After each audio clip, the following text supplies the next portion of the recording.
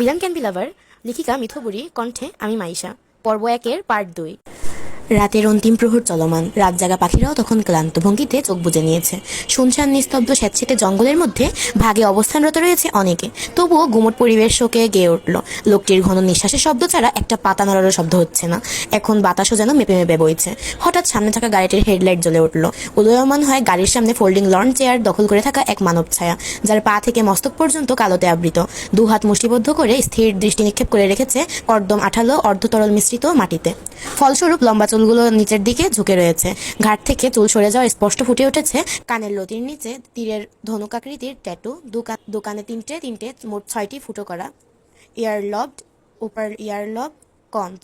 শুধুমাত্র এতেই নয়, হাতের পিঠেও রয়েছে ড্রাগনের ট্যাটু করা। অপর হাতের আঙুলের শীর্ষে থেকে দেহাংশ পর্যন্ত গুট গুট করে ইটালিয়ান ভাষায় কিছু লেখা লাইন আকারে। আজকের পর্ব এই পর্যন্তই। পুরো গল্প শুনতে চাইলে অবশ্যই আমার ইউটিউব পেজ ভয়েস বাই মাইশাতে ভিজিট করে আসতে পারেন। ধন্যবাদ।